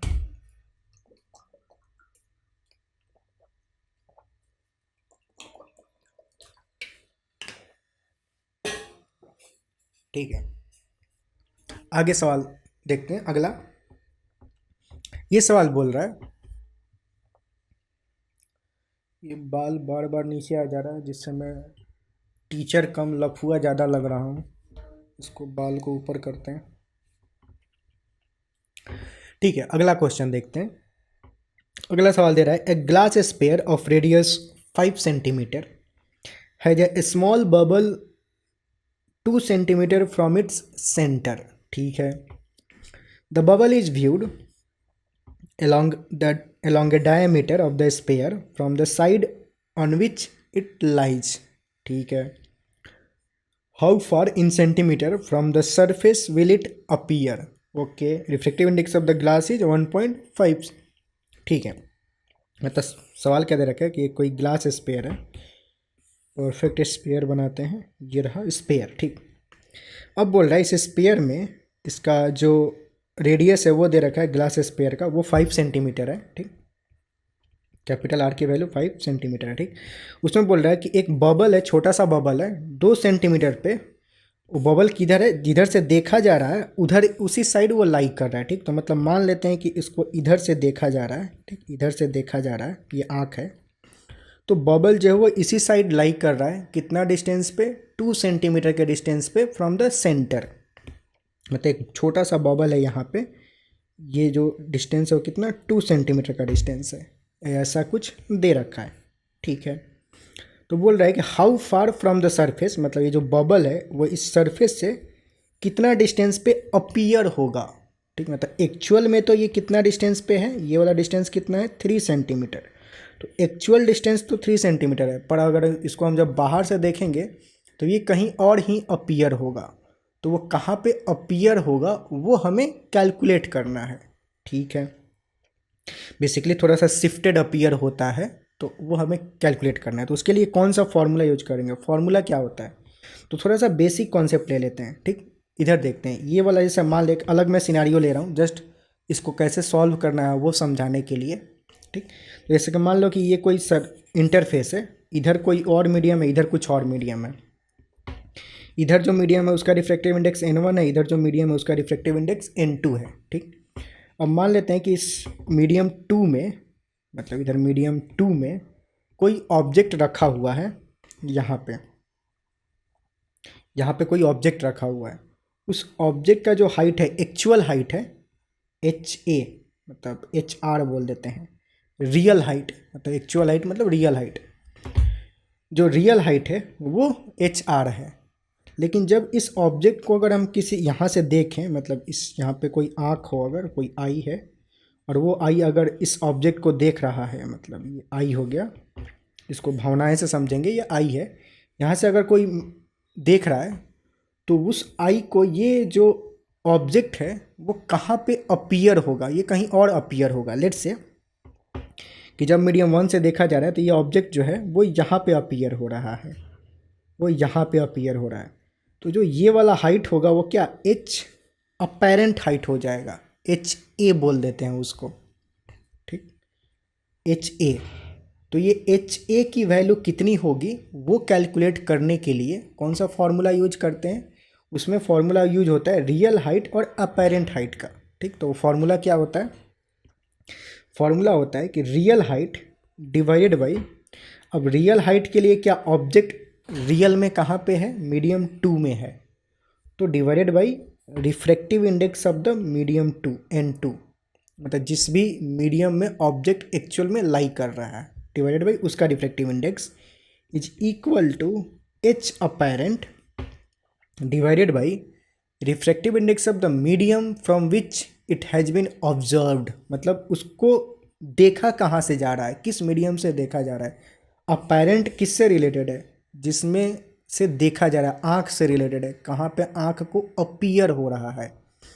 तो आँख को ये जो है कहाँ पे अपीयर हो रहा है, मतलब आँख किस मीडियम में, फर्स्ट मीडियम में, तो divided by refractive index of medium 1, ऐसा हो जाता है। तो ये कुछ फॉर्मूला होता है कि real height divided by the medium divided by the refractive index of the medium in which the object is actually lying is equal to apparent height divided by the refractive index of the medium from where it has been observed, जहाँ से ये observe किया जा रहा है। अंग्रेजी ना समझ में आया हो तो भोजपुरी में भी समझा सकते हैं, वो भी कमेंट में बता सकते हो, अगले वीडियो में भोजपुरी में समझाएंगे। बिहार से ही है, द बिहार यूपी उड़ीसा वाले जो भी हैं उधर के भोजपुरी में यूज नहीं किया जाता है कि बाकी बच्चों को ना समझ में आएगा, पर कोई ना, हमारे हिंदी मतलब सबको हिंदी तो सबको समझ में आएगा, तो इसलिए हिंदी कॉमन लैंग्वेज यूज किया जाता है, यूज करते हैं। तो ठीक है, मतलब क्वेश्चन पे आते हैं वापस।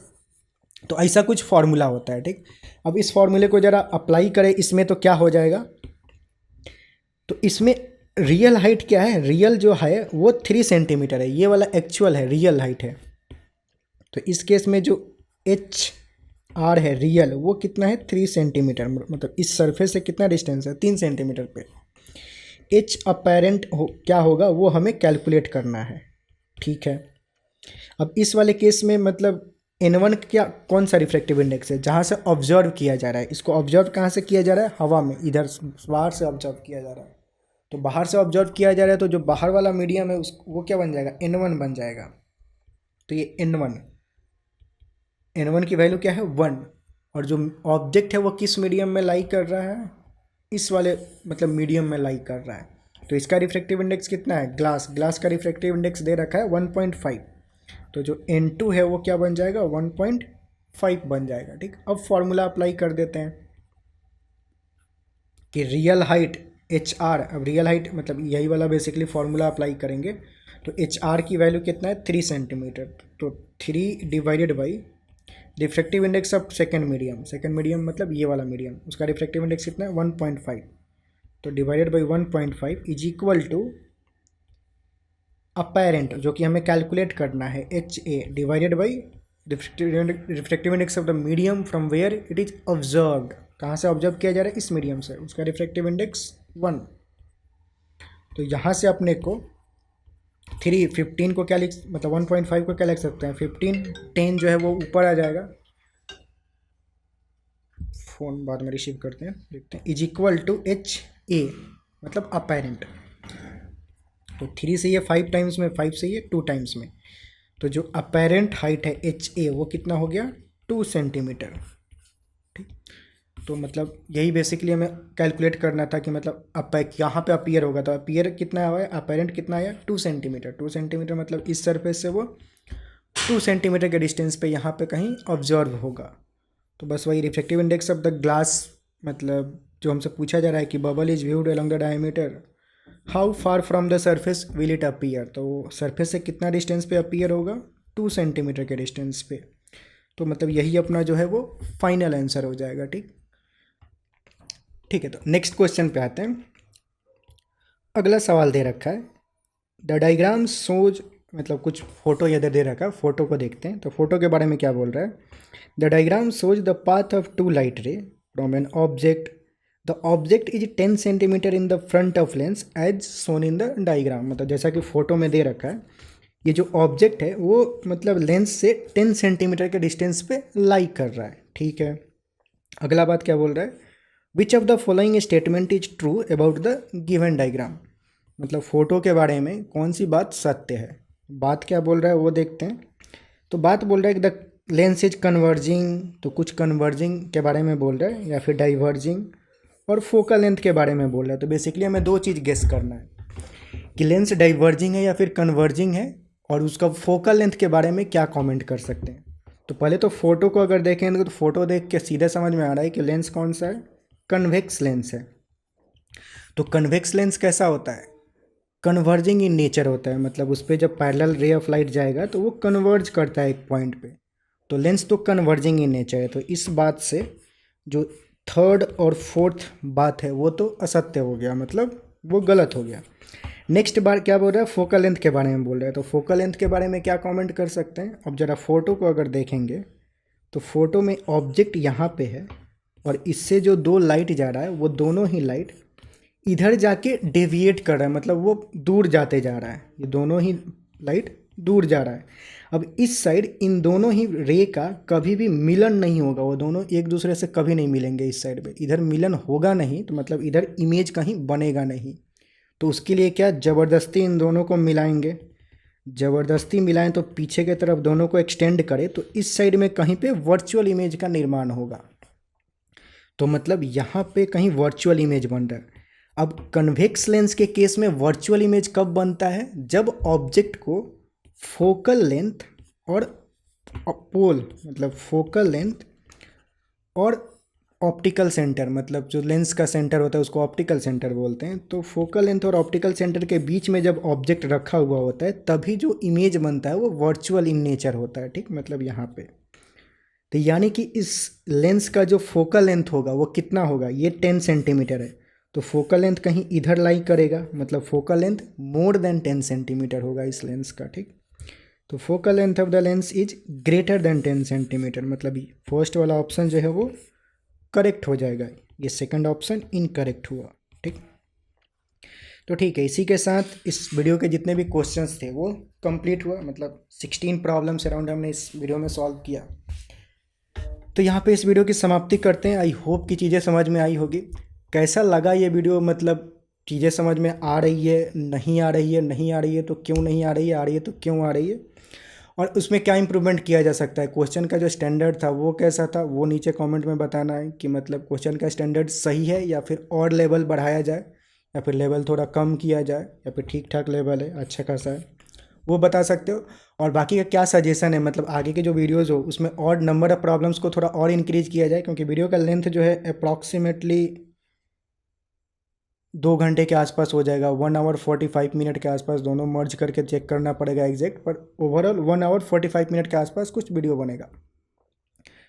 तो फाइनली कितना है वो देख लो कि मतलब और भी ज़्यादा क्वेश्चंस होगा तो और ज़्यादा प्रॉब्लम्स तुम्हें मतलब देखना, अगर अच्छा है तो ठीक है बोल सकते हो, या फिर नंबर ऑफ़ क्वेश्चंस कम तो नहीं कर सकते, मतलब इससे कम तो कुछ मैटर ही नहीं है। तो ठीक है, यहाँ पे इस वीडियो को ख़त्म करते हैं। जो भी फीडबैक है, जो भी पॉजिटिव नेगेटिव कमेंट है नीचे कमेंट में भोंक दो, जो भी भोंकना है, और मिलते हैं अगले वीडियो में। तब तक के लिए टाटा बाय बाय।